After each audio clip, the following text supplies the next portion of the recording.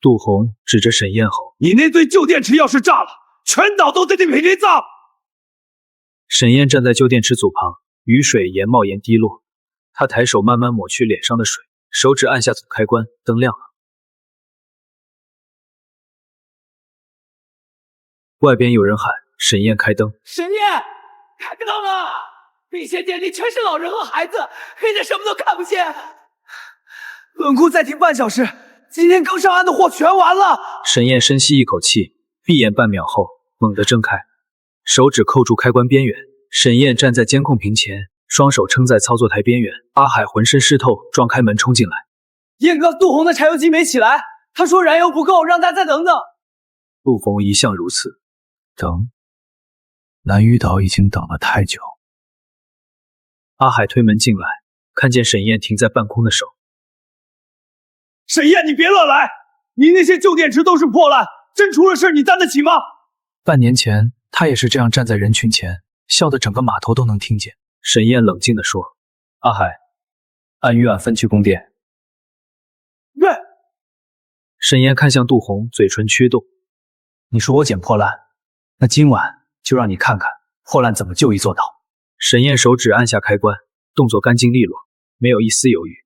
一位老人坐在墙角，怀里搂着孩子。灯光亮起的瞬间，眼睛被光刺得眯起来。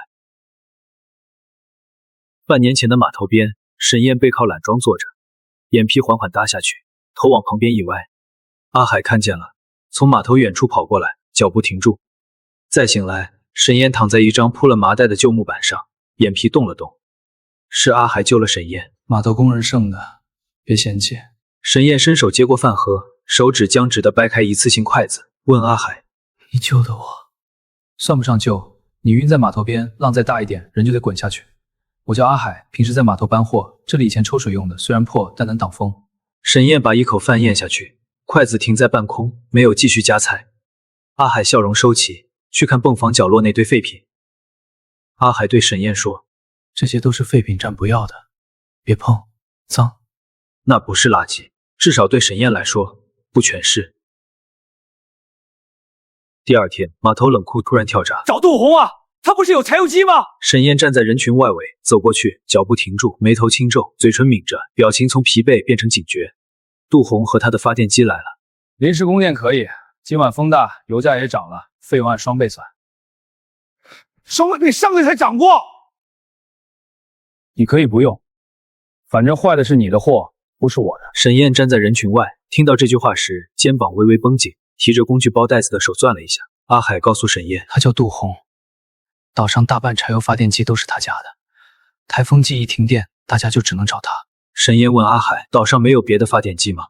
有啊，一条老海底电缆，还有一堆老发电机，平时凑合用，真遇上风浪，谁都说不准。燕哥，你想什么呢？沈燕慢慢转过头说：“我在想，岛上不是没有电，只是有人把电卖得太贵。”沈燕把一块鼓包电池拖到身前，测电笔点到电芯极柱上，笔尖亮起微弱的指示光。阿海问：“燕哥，你不会真要靠这些东西发电吧？”“不是发电，是储能。先让一间冷库不断电，再让一条街不断电，最后让这座岛在台风夜也有底气。”阿海认为这是梦话，但沈燕回答：“梦话也得有人先说。”沈燕的计划正在一步步实施。阿海没再接话，靠在门框上，下巴微微抬起看着沈燕。回收铺柜台前，沈燕在卖东西，东西不错，可你急用钱，只能这个价。沈燕卖了那套高精度维修工具，眼底有一层压得极深的舍不得，但脸上没有犹豫。废弃泵房内部，沈燕踩在木箱上往墙里钉最后一颗膨胀螺丝。阿海蹲在电池架旁说：“外面围了好多人，听说那个外来的破产佬要捡垃圾发电，这些人是来嘲笑沈燕的。他连饭都吃不上，还想改造南屿岛，可别把泵房炸了。”杜洪也来了。沈燕，你要是真能用这堆破烂点亮冷库，我免费给你供1个月柴油。你说话算数。算，全岛人都听。那你也听清楚，我不需要你的1个月柴油，我要的是以后他们不用被你打断电，下找加价。年轻人，饭可以乱吃，话别乱说。南屿岛的电不是你一个外来人能碰的。店本来就不是谁家的。杜红盯着沈燕看了几秒，没有接话，嘴唇动了动，转身大步走向门口，伙计急忙跟上。我不是在做一套设备，我是在碰一个人的生意。沈燕站在控制器前说：“我喝闸，你看风机有没有转？”杜红拧开矿泉水瓶盖，喝了一口，嘴角挂着悠闲的笑，一副等着看笑话的表情。沈燕推上开关，控制器指示灯亮了2秒，随即整个泵房陷入昏暗。就这，幸好没接冷库，不然货都让他害了。沈燕蹲下，打开断路器面板，她没有修脑，只有分析问题时的专注。燕哥，没事吧？沈燕，技术这东西不是嘴硬就行，旧电池就是旧电池，你要缺钱可以到我油库搬桶。你怕什么？杜红笑容僵在脸上，手指不自觉地捏了一下瓶身。一个废品堆出来的东西，按理说不止你天天来看。我怕你害人。那你放心，在我这里，任何一度电都有记录。让他折腾，折腾到最后，岛上人自然知道谁靠谱。沈燕独自坐在操作台前，手里拿着测电笔，眼神专注的像在过筛子，没有一丝浮躁。燕哥，外面说的难听，你别往心里去。他们笑我不重要，那什么重要？下一次喝闸不能再调。废弃泵房内部，叶片突然碎裂，一块碎片擦着他的肩膀飞过去。阿海站在墙边，听到碎裂声，猛地蹲下，双手护住头，随即抬头看向沈燕。岛民看见了，说：“看见没有，这东西多危险！沈燕，你自己不要命，别拖着全岛人陪你试。”阿海挡住岛民说：“都离远点儿，还没接大负债呢，危险个什么？旧电池会起火，破风扇会飞出来伤人。今天幸亏只是桶，明天要是冷库怎么办？”阿海不忍心地说：“燕哥，要不你先去码头搬货吧。”沈燕坐在操作台前没有回答，但是手里的笔却停住没动。我不是不信你，我就是怕你撑不下去。人不能一直靠一口气活着。可我到岛上第一天就看见，冷库一停电，渔民一夜白干；民宿一断电，游客退房。台风一来，大家只能看杜红脸色。如果我现在去搬货，就等于承认他们说的对。他们说便宜的电，稳定的电，普通人不配。那我明天去废品站，给你找更结实的叶片。这一刻，沈燕更有决心了。这个结实，以前做浮板的，泡了水不容易裂。沈燕拿起塑料板，眼底有了一点久违的松动。沈燕和阿海刚把储能箱调好，码头方向忽然响起急促的喊声：“阿海，你输的冷库又断了！”阿海立刻跑去找沈燕。今晚风大，老板说临时供电要加应急费，上次双倍，这次还加。沈燕去解决问题，能让压缩机先起来，稳住温度，撑到天亮没问题。你敢让他接，出了事儿可别找我们。沈师傅，我就问一句，会不会害人？冷库老板还有些担心，沈燕却保证接错一根线，我自己赔。南屿岛第一次真正把选择交到了我手里。沈燕这一次要证明自己了吗？沈燕将主负载断开，雨水从屋顶缝隙滴在她后颈上，她没有擦。阿海蹲在旁边。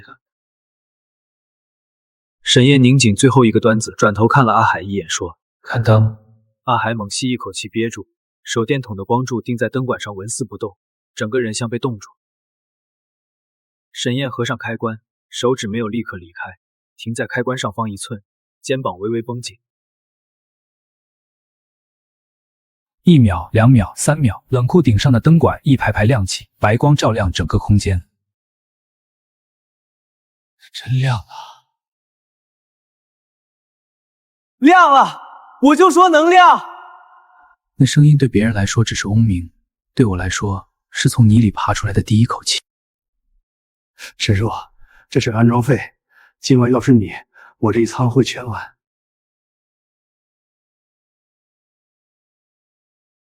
门口人群安静地看着冷库里的白光，没有人说话。沈燕走出冷库门口，手里还拿着那叠钱，与雨中的杜红远远对视了一眼，没有得意，只有一种沉默的、终于站稳的底气。沈燕已经有了名气。沈师傅，那东西真能给小店用吗？沈燕坐在操作台前，脸上没有昨天的疲惫，也没有被恭维后的得意。岛民说出问题：我家冰柜晚上老跳，你能不能看看？沈燕把笔放下，站起来走到门口，看了一眼冰柜店主比划的方向，没有马上答应。阿海看着门口陆续离开的岛民，不解地问：第一单是救急，钱都送上门了，咱不接？每家负债不同，限境、保护、容量都得重新算。阿海听完沈燕的解释，抬手挠了挠后脑勺。你说话有时候真像说明书。沈燕听到这句话，低头笑了一下，手指在封面上轻轻拍了拍。不出意外，杜红又来了。沈燕，昨天运气不错。沈燕站起来看着他，并没说话。别太把自己当回事，你救一间冷库，不代表能救全岛。所以我会做安全隔离、温控报警、分区保护。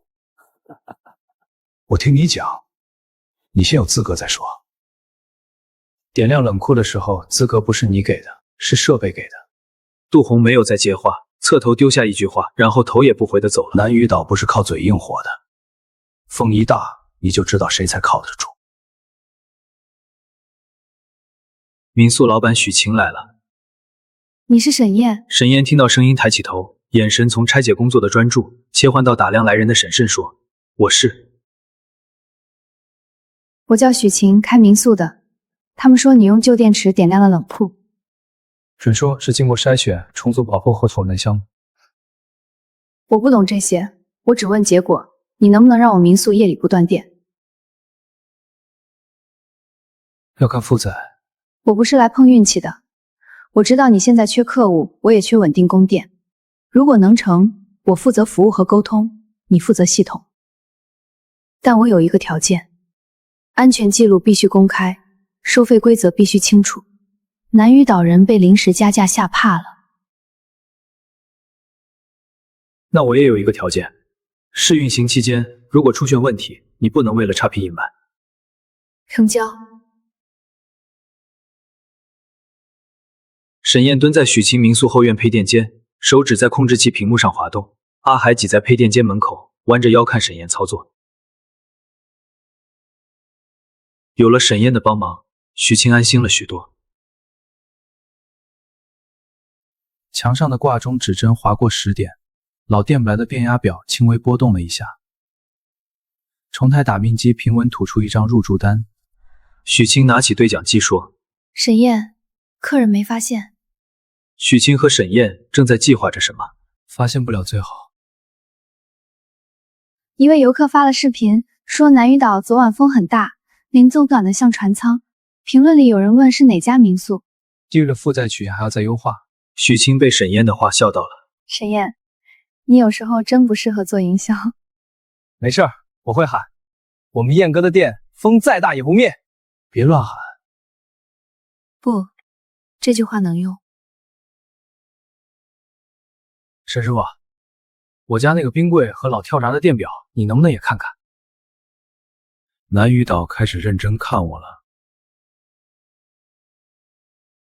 废弃泵房内部，燕哥，咱这算不算开公司了？还不算，只能算小站，微电网服务点。来找沈燕的越来越多。沈师傅，能不能先给我家冰柜装？我不急，排队也行。沈燕接过电费单，没有马上答应，脸上没有不耐烦，也没有因为被求着而端架子，只有处理事务的平静和认真。你不会像杜红一样，台风一来就涨价吧？沈燕没有急于辩解，转身从操作台上拿起一张刚打印好的收费表，走到门口，用图钉把表钉在门框外侧。岛民眉头从紧皱慢慢展开，嘴唇抿了一下，眼底的戒备消了大半，取而代之的是一种松了口气的意外。你这也太死板了。沈燕没说什么，许晴却说：死板才让人放心。许晴的话让沈燕得到了认可。第一批民宿客户我带来了，有了他负责沟通，我终于能把时间放回设备上。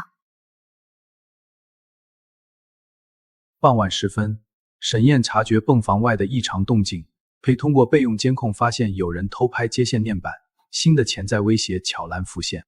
沈燕看着屏幕里那只举着手机的手，没有冲出去，没有喊阿海，只是把监控画面定格、放大，看着那只手拍摄的角度。沈燕把墙上正常的接线面板拆下，布线故意留了一处明显的错误走向。阿海不解地问：燕哥，你咋还给他拍？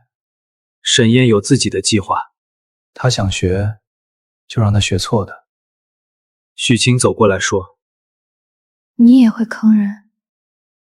沈燕语气平淡地说：这是防盗。阿海嘴角慢慢翘起来，但忍着没笑出声。杜红的伙计蹲在储能箱前，控制器屏幕闪了一下，彻底黑掉。阿海看见了，说：该让他偷。阿海和沈燕回去后，沈燕的眼神从刚才的冷静变成一种更深更沉的警觉。杜红偷不成技术，下一步一定会偷信任。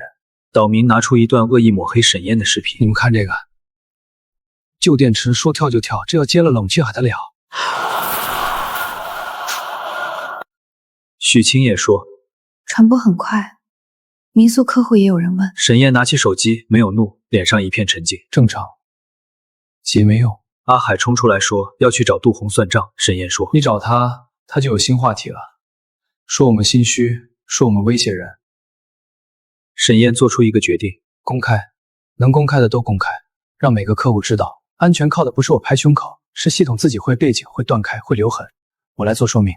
沈燕公开了全部数据。杜红比我预判的更急，杜红还没有罢休，他不只想三摇，他要制造一场事故。麻烦又来了。沈师傅，我家冷库漏电，差点伤到人。这是意外还是阴谋？沈燕，我早就提醒过你，旧电池不是儿戏。你为了赚钱，把全岛人的安全放哪儿？真漏电了？沈燕问。报警器响了吗？保护器跳了吗？岛民看了一眼杜红，摇摇头说没有，并反咬一口。人都麻了，你还问设备？你是不是想推责任？我去现场。杜红拦住沈燕。不用了，我已经通知梁经理过来。你这种没有完整资质的小作坊必须停工。沈先生，你的技术常识可以理解，但供电涉及公共安全，在情况未查清前，建议暂停所有施工和新增接入。阿海从泵房里冲出来。你们凭什么封泵房？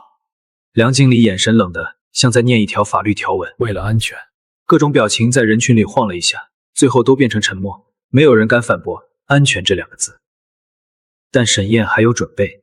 别碰他们，先把后台硬盘拿出来。杜红听到沈燕说后台硬盘4个字时，原本抱在胸前的手不自觉地垂下来。杜红转身对旁边的伙计低声说了一句什么，快步离开。沈燕直起腰，把硬盘盒放在操作台上，一定不会让杜红的阴谋得逞。晚上，许晴来找沈燕。你要什么证据？我帮你补。沈燕接过问题表没有看，目光在她熬红的眼眶上停了2秒。你不怕被拖下水？许晴开玩笑地说。我已经在水里了。沈燕没有接这句话，脸上没有表情变化，但指尖在纸上停住的动作出卖了她内心被触动的那一下。阿海冲进来。燕哥，你就让我去老公问清楚。你现在去，事情就从设备安全变成私人冲突。杜红等的就是这个。那咱就干等啊。不是等，是查。沈燕手指在触摸板上滑动，逐一放大4个窗口的数据细节，指尖在接地监测栏上点了一下，确认0点后抬起头。问题出在外部线路。沈燕把监控录像往回拖，时间轴停在凌晨2点17分。凌晨0点17分，摄像头被遮挡过3分钟。视线盯在屏幕角落那个模糊的人影上。有人动线！而且懂一点电，不是普通岛民。能看清脸吗？暂时不能，但你看这里，人影手腕那里有一串被像素模糊但仍可辨认的红色色块。油库公牌，杜红那边的。沈燕没有立刻下结论。还不够，要让所有人闭嘴，证据就不能只够我们相信，要够让他无法狡辩。南屿岛临时会议室内，我不是针对沈燕，我也是为了岛民安全。我们做能源的最怕外行乱搞。沈先生，你可以说明，这是被指漏电冷库的运行日志，凌晨0点到3点，储能端输出平稳，没有过载，没有短路，没有异常温升，数据谁不会改？所以还有本地备份、客户端控制力记录、断路器触发日志，3套时间戳互相对应。这是接地线状态，2点17分出现外部干扰，3分钟后恢复。系统判断未进入危险混值，所以没有断开主负载。岛民慌了，也就是说，不是设备漏电，是有人动过你的接地线。有人？谁？你别为了脱身乱表人。沈烨有证据，脸都看不见，这算什么证据？沈烨没有看杜红，投屏切到第2段监控，码头路口的旧摄像头画面。这是码头路口的旧摄像头，角度偏斜，但画面清晰。同一时间，这个人从油库方向出来。阿海脸上是憋了太久，终于等到这一刻的快意和愤怒交织。相反，杜红眼底是一瞬被揭穿的狼狈和强撑的镇定。沈烨反问杜红：“窦老板，你们油库凌晨2点17分有人外出维修吗？”杜红没有回答，脸上的表情从强撑的镇定变成一种被堵死所有退路的沉默。如果你记不清，我这里还有那晚油库门口的车辆进出截图。会议还在继续。从第一天被偷拍开始，我就给每一个节点都加了监控，画质不算好，但足够留下关键线索。这些只能说明有人接近，不能直接证明是杜老板指使。对，岛上这么多人带红牌，凭什么说是我的人？沈烨不断地拿出证据，这是维修记录，还有录音。沈烨那套东西不稳，出了事儿别说我们没提醒。要是想保险，还是提前租杜老板的机。岛民站起来说：“他那天确实来过。你的人先进入冷库，其后接近被动，监控显红牌人凌晨接近，之后你带人上门要求拆设备。杜老板，这些都是巧合吗？”沈烨，你别血口喷人！杜红彻底恼了。我还有燃油账单。杜红的手僵在半空，脸上的暴怒瞬间被抽空，嘴唇结动了一下，却什么都没说出来。眼底从愤怒变成一种被捅到要害的惊慌。但沈烨只冷静地放出燃油记录。难怪每次停电都那么贵。杜红彻底坐不住了，眼底的惊慌被一种完了的空白取代。我的设备可以停工接受检查，但杜老板的账是不是也该查一查？杜红站在原地，被所有人的目光包围在中间，脸上的表情不是愤怒，也不是恐惧，是一种被从猎人打成猎物后的僵直和空白。事情还没完，沈烨在废弃泵房核查结果，确认接定线遭人为破坏。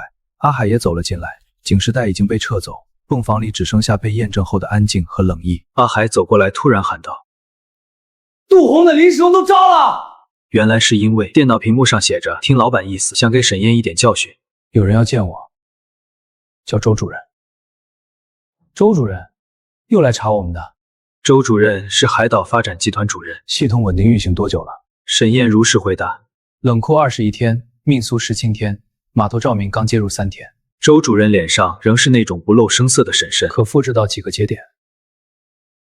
可复制，但需要按负载分级，冷库级、命速级、照明级参数不同。台风季能不能支撑关键用电？沈烨没有马上回答，眼底只有诚实和清醒。关键节点可以，但全岛级别还需要储能扩容和风浪补电。周主任听完3个回答，没有马上表态。会议室里安静了几秒。把3个月数据整理给我。岛民站在门口，眼底有局促和歉意。沈师傅，之前我们也是怕出事。沈烨没有接橘子，脸上只有一种看透了人性，但没有被刺伤的平静。阿海为事情的不了了之感到愤怒。这么算了？沈烨眼底没有阿海那种不甘的愤怒，而是一种清醒和冷意。算不了。沈烨还有计划。那你打算怎么办？把系统做大，只要他们还离不开他的柴油机，他就永远有机会回来。沈烨用刀将浮筒外壳中缝剖开。阿海不解地问：“这玩意儿真能发电？不能指望它撑全岛，但可以在风浪大时补一点。补一点有用吗？台风夜，有时候一点电就是一条通信线，一台应急灯，一个冷库压缩机的启动机会。这是民宿节电记录，游客评价变化和冷库损耗对比，我按周主任要的格式做了。周主任是海岛发展集团主任。沈先生，你的方案上级很感兴趣，但如果进入公共项目流程，就不能再像现在这样自由改装。应该的。区域公司也有成熟设备，你这套低成本方案可以作为参考，后续时最好由专业队接手。接手之后，沈燕呢？可以作为技术顾问。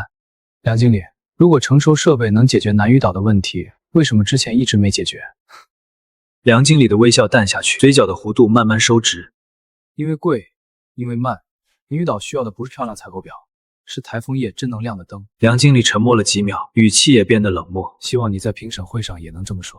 沈燕坚定地说：“我会。”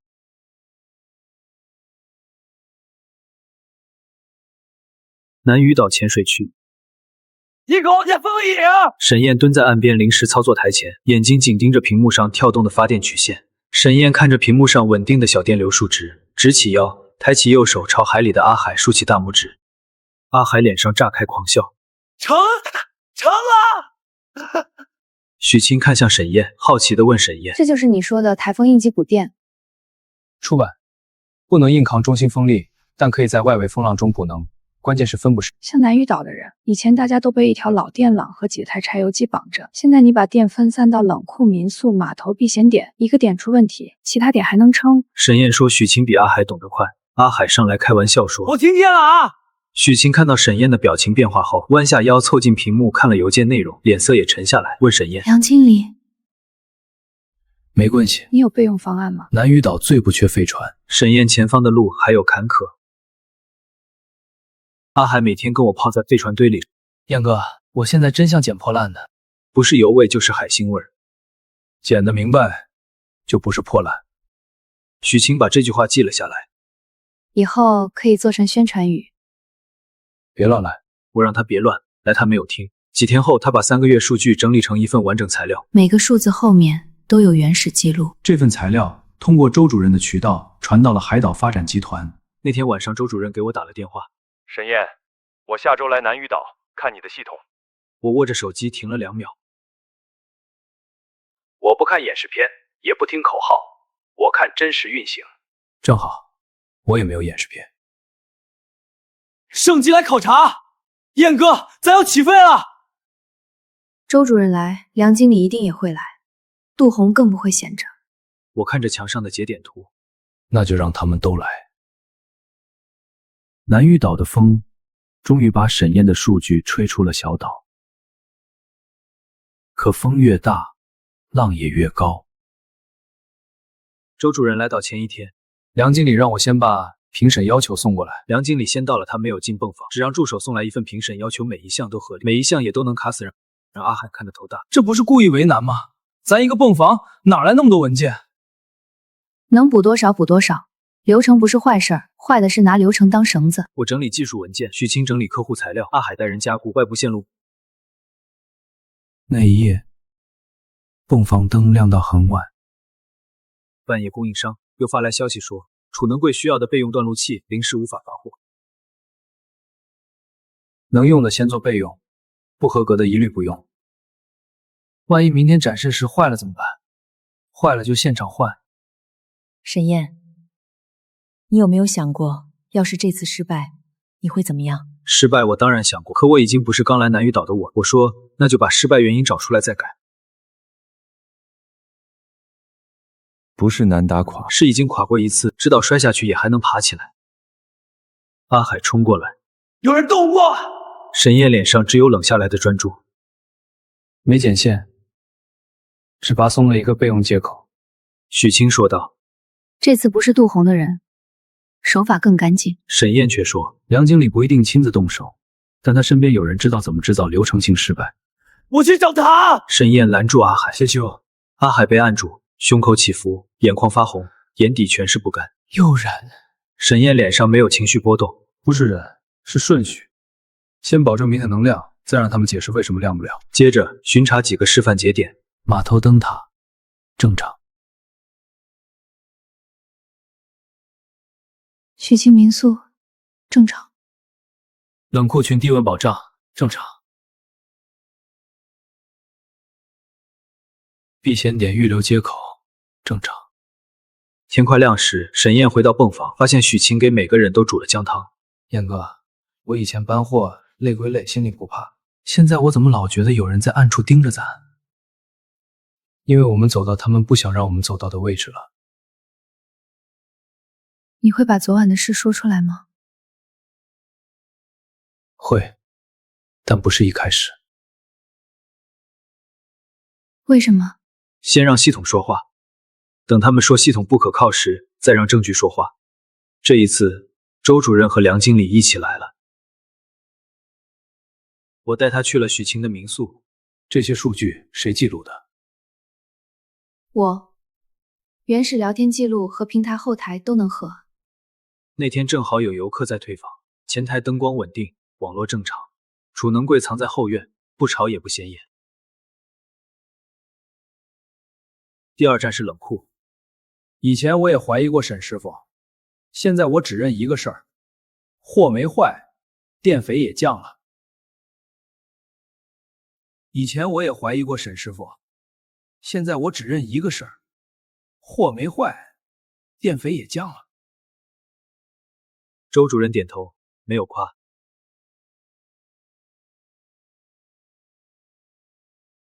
第三站是码头灯塔，阿海负责演示风机补电，紧张的话都说错了。这个不是破风扇，不对，是以前是破风扇，现在是小风机。周主任难得笑了一下，梁经理在旁边终于开口：周主任，局部节点稳定，各表能进入公共试点，长期安全还要验证，所以我只申请小范围试点，不申请全岛替换。3个示范节点：冷库、避险点、通信塔。先做关键6小时保障，所有度据公开，所有故障留痕，所有收费透明。南屿岛主电缆故障后，为什么是6小时？外部支援到达需要时间。台风季最危险的窗口，往往不是停电第1分钟，而是通信中断、冷库失温、避险点混乱叠加的6小时。撑过这6小时，局面就不会失控。你准备过？我在泵房住的第1晚就听见冷库断电了，那是我真正开始准备的时间。周主任同意了小范围试点消息。燕哥，咱真成了！传出来是阿海抱着工具箱在泵房门口转了3圈。只是开始。许晴比他冷静得多。避险点的负责人我去谈，冷库那边你熟，通信塔要周主任协调。好，我支持创新，但公共项目不能只靠热情。沈燕的方案成本低，可低成本往往意味着高风险，建议由区域公司采购标准设备。沈燕，你说。标准设备稳定，但采购和维护成本高。南屿岛不是没有方案，是方案长期落不了地。我的系统优势不在豪华，而在可维护、低成本，这可数据公开。旧设备改造，安全边界谁保证？分级筛选、温控报警、过流保护、接地监测、远程日志、人工巡检，正常降载或断开。旧设备改造，安全边界谁保证？分级筛选、温控报警、过流保护、接地监测、远程日志、人工巡检，任何一项异常自动降载或断开。会议室没人说话，周主任合上资料。试点继续，沈燕负责技术实施，许晴负责客户协调，阿海进入维护队。梁经理，你们提供合规指导，不替换团队。梁经理的脸色终于沉了，我知道他不会就这样认输。他就是不想让咱干。试点批下来后，梁经理开始用流程卡。我阿海急得骂人。流程能过就过，不能过就写替代方案，不要给他抓把柄。许晴也忙得脚不沾地。王叔，我知道施工看起来慢，但每个节点都要复核，不是停了。沈师傅，你们试点到底行不行？台风季快到了，别到时候还没装完。我没有空说漂亮话，只能把每天进度贴在泵房门口。透明是最笨的方法，也是最稳的方法。梁经理发现这招不好用后，态度又变了。他在一次现场复核时当众说：“沈燕，你把每个问题都公开，容易引发岛民不必要的恐慌。不公开就不恐慌了吗？”南屿岛人怕的不是问题，是出问题时没人说实话。旁边几个岛民点了点头。几个岛民在沈燕说完后互相交换了一个眼神。梁经理没再说话。那天晚上，周主任给我发了一条消息，内容很短，继续按公开机制做。我看着那几个字，终于松了一口气。终于。可几分钟后，新的预警弹出，真正的考试要来了。台风预警出来后，南屿岛的空气都变了。越是台风前，渔获越集中，如果这时候断电，损失会比平时大几倍。第一，避险点照明和基础插座；第二，核心冷库保温和压缩机间歇启动；第三，通信塔低功效维持。民宿不管了，先保人，再保货，再保通信，民宿能降载。我看了他一眼，他很清醒，这种时候，如果他只顾自己民宿，就不配做合伙人。这个接线盒不能进水，断路器跳了别硬推。先看报警灯什么颜色。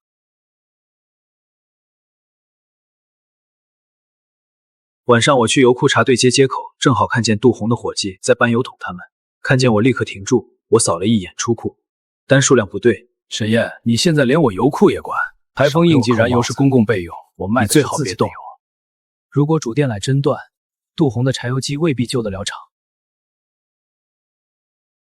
凌晨码头上，杜红的伙计偷偷将带有台风应急储备标记的油桶运上货船，倒卖行为出现端倪。阿海比我更快查到问题，他拿着证据来找我。燕哥，他真把备用油卖了。那批油原本登记为台风应急储备。他疯了吗？台风快到了。他是赌主电缆不会断，就算断了，也能用了剩下的油高价救场。现在公开容易引发混乱，先把你的节点保住，明白？台风前最怕人心先乱。沈烨，你别以为拿了试点就能指挥全岛，台风来了，靠你那堆旧电池能撑多久？真要保命，还得靠柴油机。杜老板，你柴油机能保避险点吗？当然。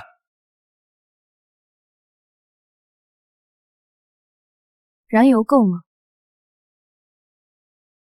徐老板，你什么意思？不管用柴油还是储能，台风夜按关键节点分配，谁也不能临时加价，谁也不能抢电。各位岛民请注意，台风海灵将于今夜登陆，请尽快转移至避险点，加固满田，减少外出。避险点里已经铺好垫子，老人和孩子陆续进来。许晴在门口登记声音稳得让人安心。每家带好常用药，充电设备统一放这边，插座优先给应急通信。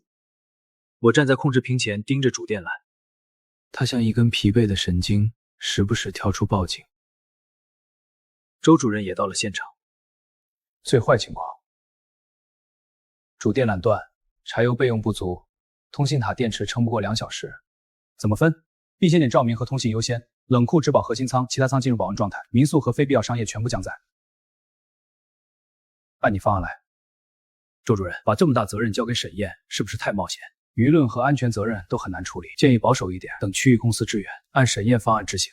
保守不是等，保守是把右线的电用在最该用的地方。周主任看了梁经理一眼，梁经理不说话了，但我知道他还在等我失败。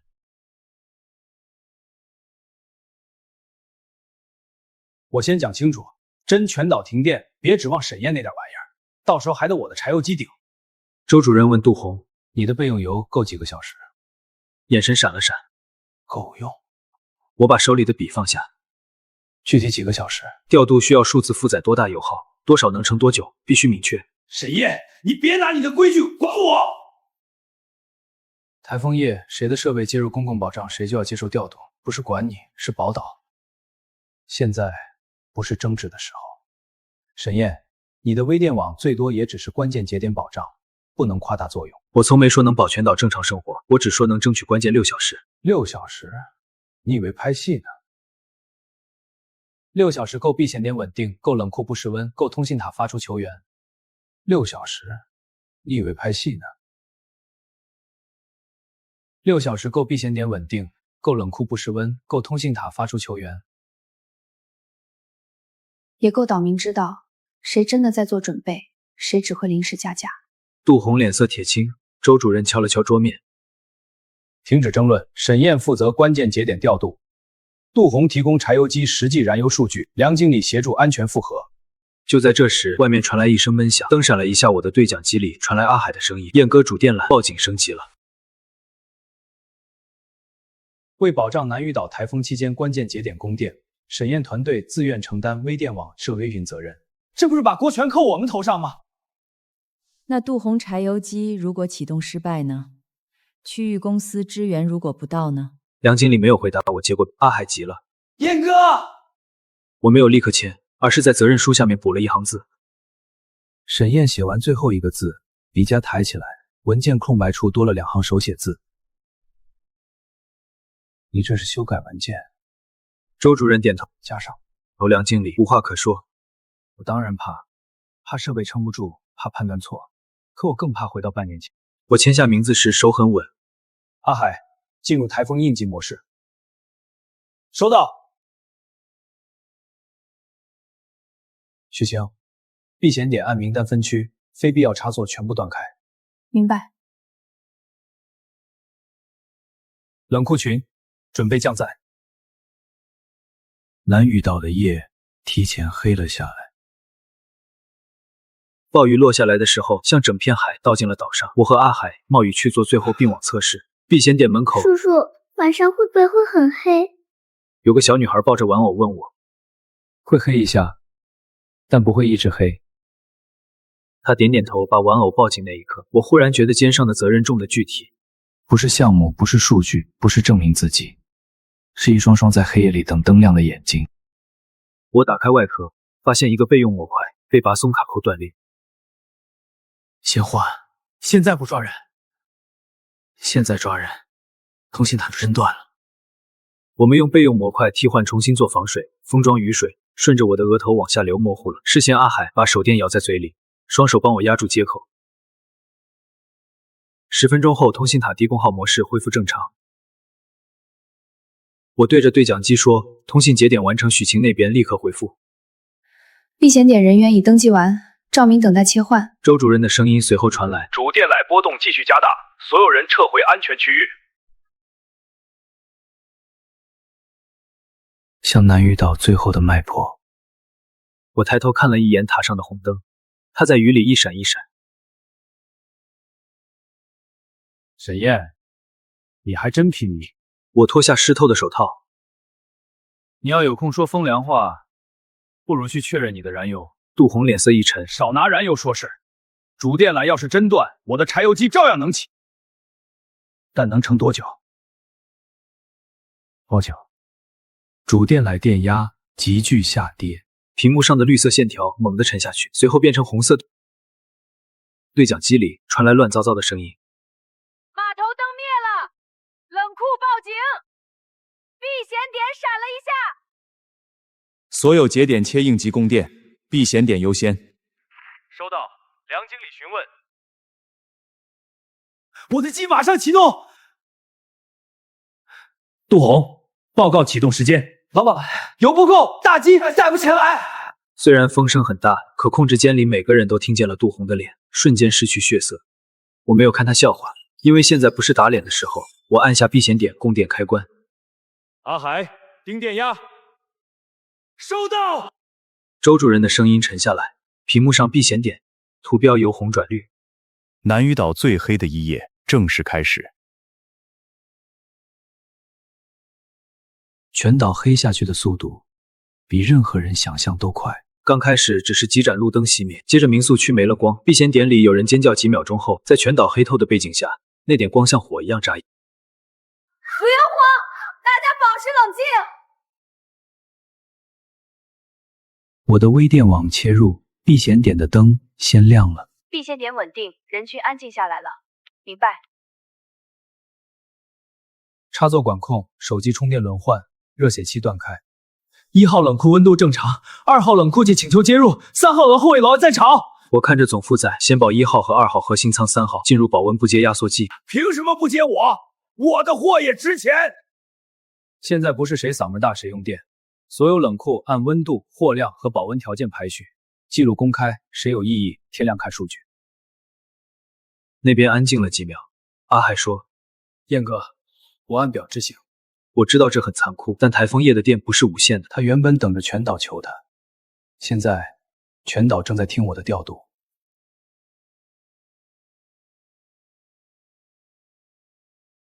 柴油机小负载能起，可以接一部分。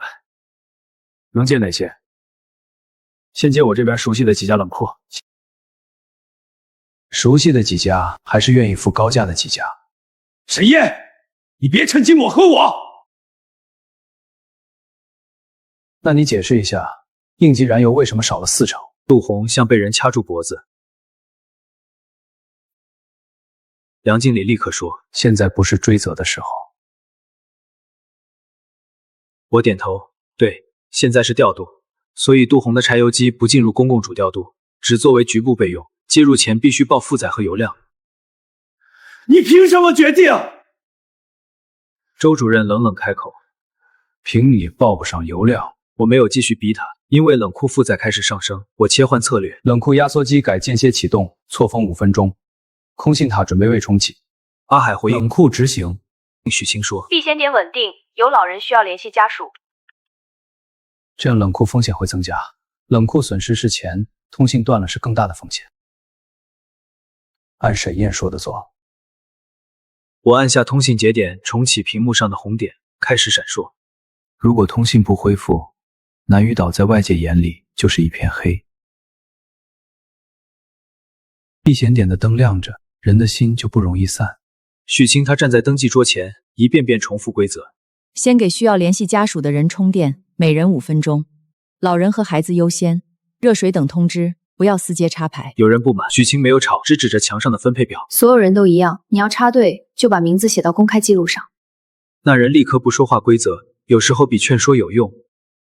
我在控制间里看着避险点负载曲线。燕哥，3号老板又在闹，说他愿意加钱，让我们给他接压缩机。不接告诉他，加钱不改变优先级。阿海停了2秒，忽然笑了。这话真解气。我知道3号老板会恨我，但如果我为了钱打破规则，今晚就会变成另一种杜红。储能柜温度在安全范围边缘徘徊。我让阿海启动备用风道，自己则盯着通信塔重启进度。70%、75%、80%。突然通信节点报警电压下坠，我心里一紧。风能补电切进来。阿海喊5桶3号在线，5号在线，7号掉线。我咬牙够，先顶上。如果全部同时启动，储能阵列会被瞬间拉垮。如果都不启动，余货损耗会失控。1号启动，2号延迟，3号保温，4号老板说他愿意签字自负风险。签字也不行，电网不是他家的。骂我也没用，燕哥说按表，谁动开关我就记谁名字。你给我接上，我的货坏了你赔得起吗？赔不起，所以更不能给你接。我听着他的声音，忽然有点欣慰。那个曾经只会在码头搬货，看见人群就不会说话，阿海现在已经能站在风雨里守住规则。3号机组一切正常。周主任站在我身后，一直没有催着，很难得很多人不懂技术，却喜欢在最关键的时候用情绪指挥他没用。他只是问我还能撑多久。我看了一眼总储能，按现在负载4小时，如果风浪补电稳定，能多撑40分钟到1小时。我没有说谎。周主任点头，尽力保关键。就在这时，通信塔图标突然由红转黄。来了。我屏住呼吸3秒后，它变成了绿色对讲机里传来许清压抑不住的声音。沈燕，避险点有人手机有信号了。有信号了。通信恢复的那一刻，避险点里响起的不是欢呼，而是很多人同时拨电话的声音。有人给外岛的家人报平安，有人联系冷库客户说明情况，有人把避险点亮灯的视频发出去。周主任的手机也响了。外部支援确认收到南屿岛信号，等风浪降低后第一时间恢复主电来抢修。沈燕，你争取到时间了。还没到天亮。我没有放松这句话，刚说完，冷库2号节点温度报警。断开2号，3号暂时不接，把2号货转保1号核心舱能不能做？备用件有，但位置不好换。能，但得人搬。冷库需要转移一批货，有力气的年轻人报名，听维护队指挥。不到2分钟，10几个人站出来，其中还有白天骂过我的3号冷库老板。别看我，我不是帮你，我是帮岛。我在控制间听见这句话，忽然笑了一下。帮谁都行，只要灯还亮着，人还愿意动，南屿岛就没输。凌晨3点，风浪补电，输入开始下降，储能余量只剩最后一段。我把非必要照明再降1级。所有节点进入最后2小时保底模式。阿海回收到。为许清回。收到。周主任站在我旁边，低声说：“撑过去。”我盯着屏幕，会撑过去。天亮前最后半小时是最难熬的，人困，设备热，电量低，风却还没完全停。1号冷库温度持平，燕哥，我嗓子快冒烟了。避险点插座管控正常。辛苦了，歇会儿吧。插座那边我盯着。第一缕灰白色的光从海面透出来时，主风带终于过去。外部支援发来确认，抢修船将在风浪允许后靠近。冷库核心舱保住了，避险点没有发生混乱。通信塔低功要运行到最后，南屿岛最关键的6小时撑住了。阿海冲进控制间，燕哥，亮着呢，都亮着呢。我笑了笑，嗓子干得说不出话。我走到门口，看见许多岛民站在雨后的空地上，他们没有吵，也没有催，像是在等一个说法。杜红也在，他站在人群边缘，脸色灰败。周主任从后面走出来，既然大家都在，有些账也该公开了。台风夜过去了，但真正的清算才刚开始。公开账目不是为了泄愤，南屿岛需要的不是那一个能压人的人，而是一套以后谁都不能乱来的规则。第一份，微电网运行日志，避险点用电多少，冷库分配多少，通信塔分配多少，风浪补电输入多少，所有时间点都清清楚楚。第二份，冷库优先级表，不是谁关系近，也不是谁加钱，你们可以骂我，但不能说我暗箱。第三份，杜红的燃油账，应急燃油少了4成，柴油机启动失败。那些油只是正常调配，我没想到主电缆真会断。阿海直接把监控递上去，杜红彻底闭嘴。凌晨转油的时候，你的人说的是台风前好价钱，要不要放声音？我们要核对过去账单，台风前他加了我3次价。梁经理试图把话题转向我。沈燕这次表现不错，但后续示范项目需要更成熟团队接管。成熟团队昨晚在哪里？南屿岛试点继续，由沈燕团队负责运营，区域公司做合规支持。听见没？我们是核行队。台风后第7天，主电来抢修完成，南屿岛恢复常规供电，可很多东西已经不一样了。连以前看不上泵房的人也开始说：“沈师傅，这边线路你帮忙看看，以前是我不对。”我没有因为他们前后的态度变化而摆脸色。南屿岛列入绿色能源示范项目，沈燕获长期运营权，许晴为项目运营合伙人，阿海进入维护队。宣布那天，泵房外挂上了新的牌子“南屿岛微电网服务站”。阿海盯着牌子看了很久。燕哥，真不是泵房了，还可以叫泵房。阿海现在说话越来越像宣传片了。最高兴的不是我终于证明自己，而是南屿岛不再只能等别人来救，他开始有自己的备用灯。下一步想做什么？把那一段也接进来。那里是南屿岛最暗的一片老街，也是我刚来时差点饿晕的地方。新系统完全接入那天，南屿岛办了一场很小的点灯仪式，上舞台也没有乱七八糟的口号。新系统完全接入那天，南屿岛办了一场很小的点灯仪式，没有夸张舞台，也没有乱七八糟的口号。半年前，我住在废弃泵房里，手里只剩一只工具包、一顿剩饭、一堆别人不要的旧电池。可现在，他们站在灯下讨论的是下一个节点。装在哪里？年轻人能不能留下来学维护台风季？要不要做更多演练？观众记得住就行。太土。杜红后来退出了高价租机生意，相关账目被重新核算，不合理收费按规则退回，他再也不能靠别人恐慌赚钱。沈燕，你还觉得自己是失败者吗？失败过。现在呢？现在是维护员。只是维护员？维护灯，维护规则，也维护这座岛以后不用再怕黑的底。维护灯，维护规则，也维护这座岛以后不用再怕黑的底气。南屿岛不再等一台柴油机救命。在那场台风夜之后，所有人都知道，他们笑我捡破烂，可我真的把黑夜点亮了。